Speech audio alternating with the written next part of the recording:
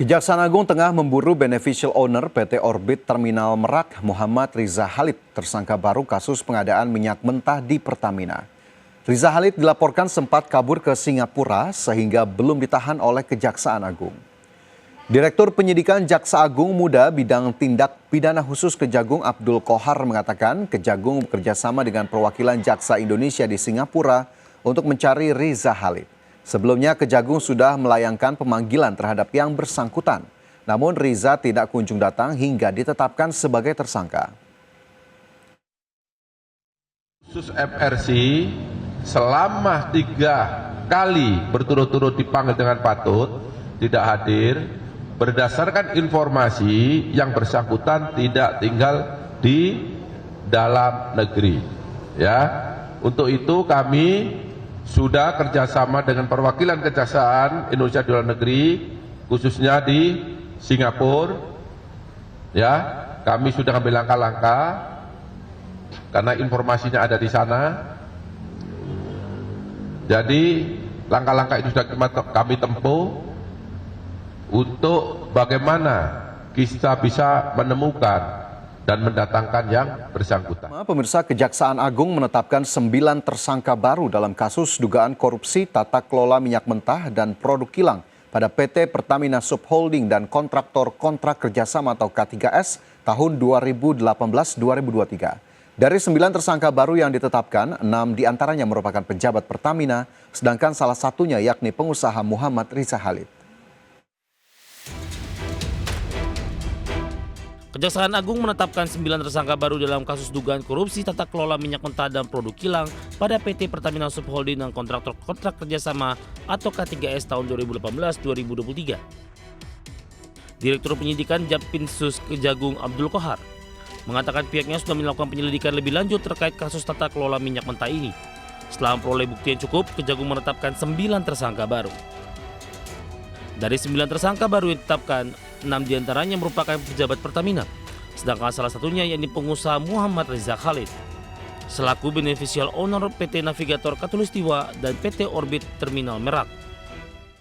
Dari hasil penyidikan yang dilakukan secara maraton dengan jumlah saksi sebagaimana yang telah disampaikan oleh Pak Kapus Menko, tim penyidik menyimpulkan telah diperoleh alat bukti yang cukup untuk menetapkan sebanyak 9 tersangka. Sebelumnya Kejagung juga telah menetapkan 9 orang tersangka yang terdiri dari 6 pegawai Pertamina dan 3 pihak swasta. Salah satunya Rifa Siaan selaku Direktur Utama PT Pertamina Patra Niaga. Kejagung menyebut total kerugian kuasa negara dalam perkara korupsi ini mencapai 285 triliun rupiah. Jumlah kerugian ini bertambah dari sebelumnya 193,7 triliun rupiah yang disebutkan Kejagung di 2023. Jakarta, Tim Liputan Adex.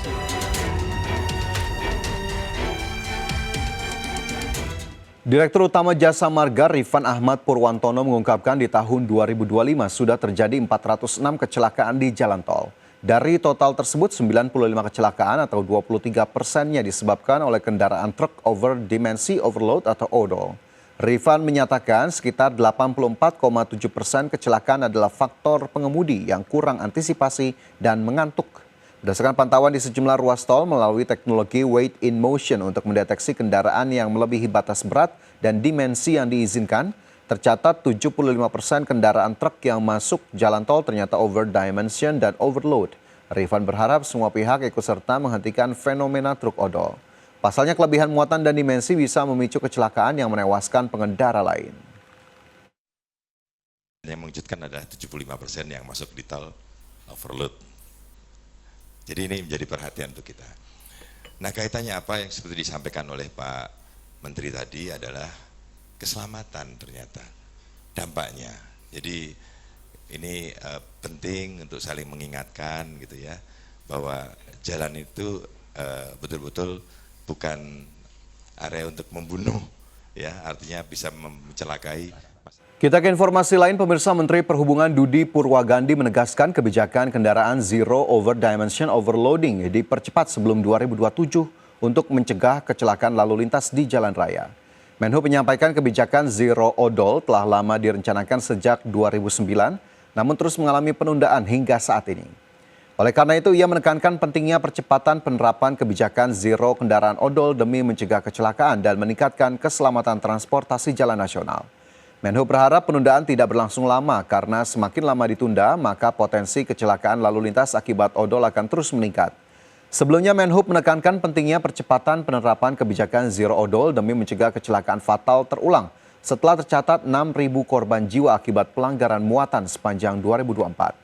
Menhub menyebutkan sepanjang 2024 tercatat 27.337 kecelakaan melibatkan angkutan barang, menyumbang sekitar 10% dari total kecelakaan lalu lintas nasional yang menjadi sorotan serius pemerintah dalam kebijakan keselamatan transportasi. 6.000 nyawa yang sudah tidak ada. Inilah yang harus kita sama-sama pikirkan. Nah, belum lagi kerusakan-kerusakan yang timbul diakibatkan oleh adanya truk-truk overdimension dan overloading ini. Data yang mungkin juga pernah disampaikan kepada teman-teman bahwa untuk pemeliharaan infrastruktur saja yang disebabkan oleh kerusakan jalan itu kurang lebih sebesar 43,4 triliun.